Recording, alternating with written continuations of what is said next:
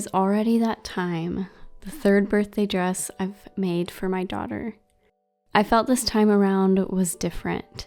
Age 2 is so special. You get to see more and more of your child's personality shine through, and getting to communicate with them creates a new bond you haven't had before. So this year, I thought a lot about what a perfect dress for Willow would be. I asked her questions and chose a few fabric options and let her decide which one she liked best. She went with this gingham from Blackbird Fabrics. She loves dresses, but at this age, she's playful, fun, and loves to ride her scooter. I really thought through those parts of her personality while creating this dress. Of course, a lot of care and detail goes into these dresses, but truly they are about being comfortable, and I want them to be something Willow likes to wear anytime she likes, not just on special occasions. I repeatedly asked her what she wanted for her birthday, and she said, "Hearts," over and over. Because the girl loves pockets on any type of clothing, I had to add heart pockets to her dress. After drawing out many different options of styles of dresses, I originally imagined I would do a tiered or gathered dress, and that takes a lot of fabric. Coincidentally, at the same time I was planning her dress, Apollina released their spring lookbook. They create the most beautiful children's clothes, and I get a lot of inspiration from this brand. I found the dress inspiration and wanted to recreate it with the fabric Willow chose. I wasn't originally planning on smocking a dress, which I have done in the past 2 years, but when I saw this dress from Apollina and it had smocking, it felt perfect to keep the tradition going. For context, smocking is a series of pleated fabric held together by embroidered stitches on top of the pleats. I learned this process when I was making my daughter's first birthday dress. My mom taught me how to smock, and so I've been borrowing her pleating machine and learning little by little. My mom is incredible at smocking dresses and created the most beautiful clothes for us as children.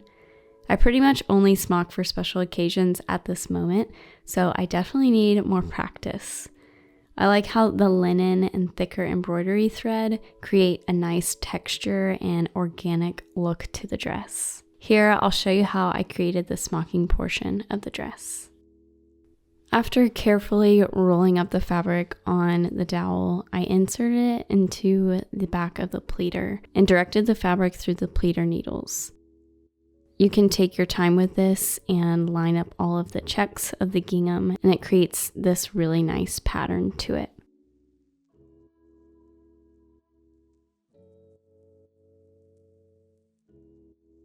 Linen is a thicker fabric, so it's a little slower to go through the pleater because you want to be really careful not to bend any needles or put too much fabric in at one time.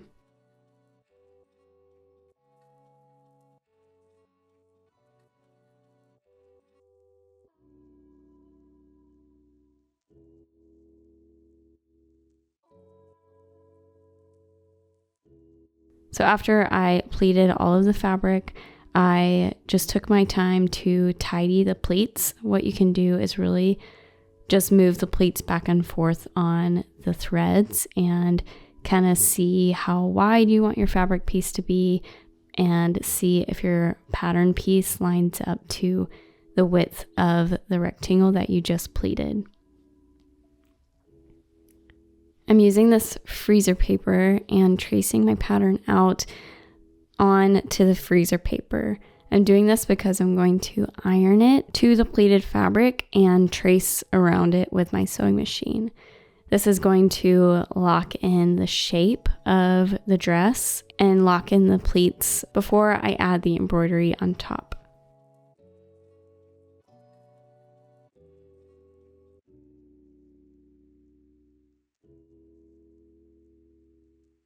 I'm decreasing the stitch length to go around the pattern, and this is a little slower, but this is going to really make a difference in the shape of the dress later on.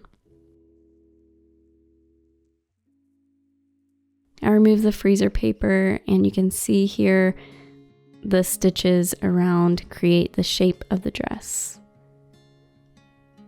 Next, I carefully remove the threads on the outer portion of the fabric, and I'm going to tie 2 rows together at a time, and this is going to just secure the threads in place.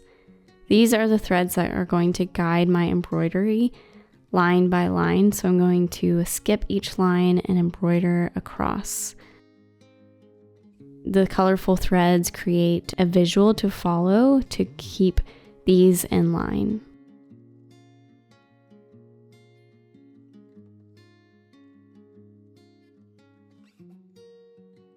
Before I do this, I'm going to add the placket to the back. I'm going to remove these threads and sew around the placket piece.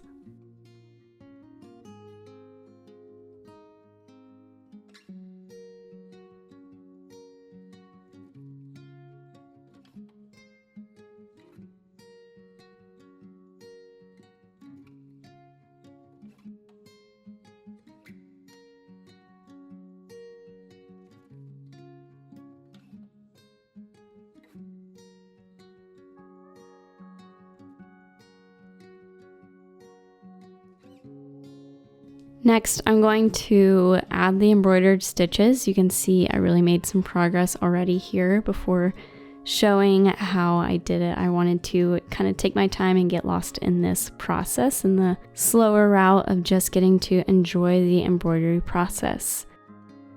What I'm doing is inserting my needle up through the back of the fabric and grabbing a pleat as I go, and alternating the thread above the thread and then below the thread each stitch. This is going to create this little pattern and go across the pleats really nicely and get all of the pleats in a more uniform look.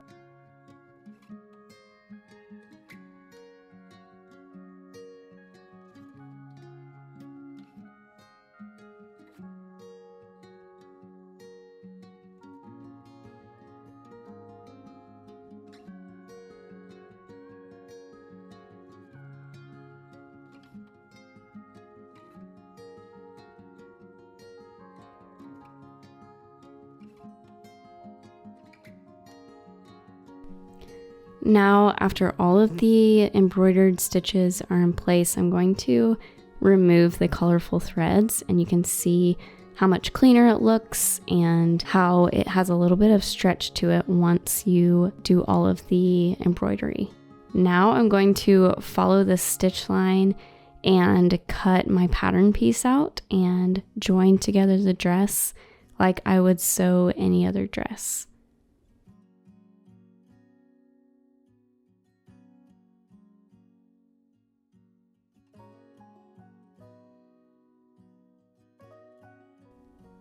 So I'm going to join the shoulders together and sew French seams on this dress to make it really clean and something that can be passed down from generation to generation.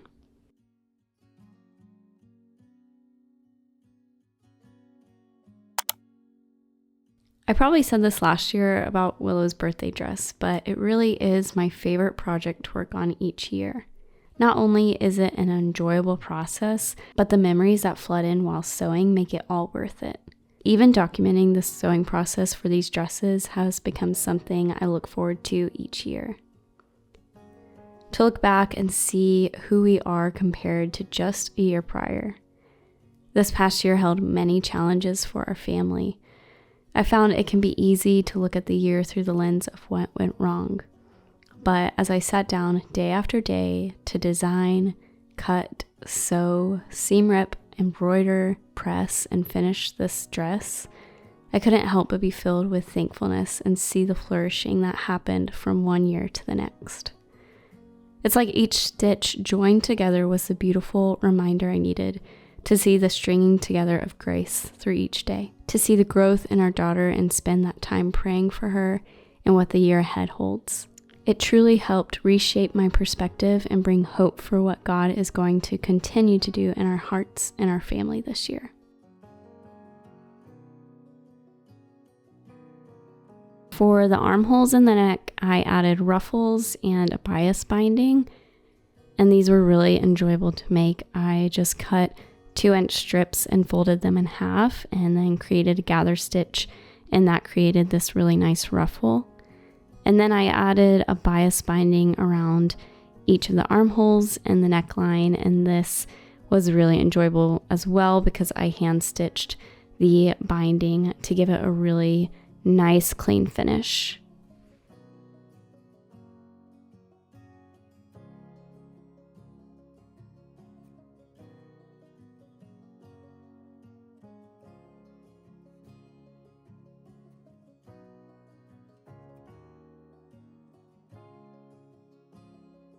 To sew a heart pocket, you want a heart shape to trace and cut from your fabric. Increase your stitch length on your sewing machine and stitch around the heart, making sure you leave a long bobbin thread tail.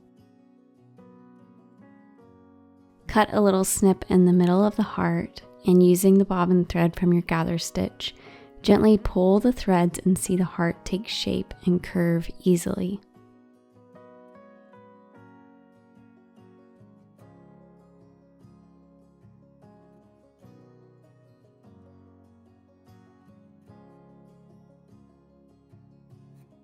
Once it is curving nicely, use an iron to press the shape in place. You can work at this until the heart shape begins to look even. Repeat this for the other side and iron around the heart at 1/4 inch.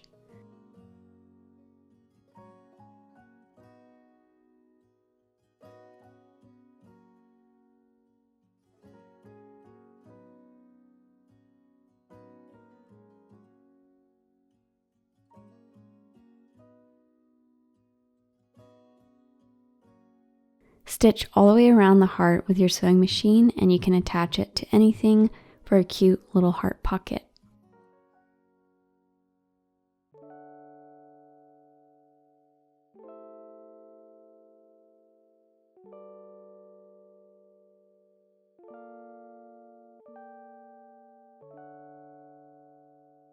Thanks for coming along with me as I shared just the process of creating this dress for my daughter. It was so enjoyable for me to create.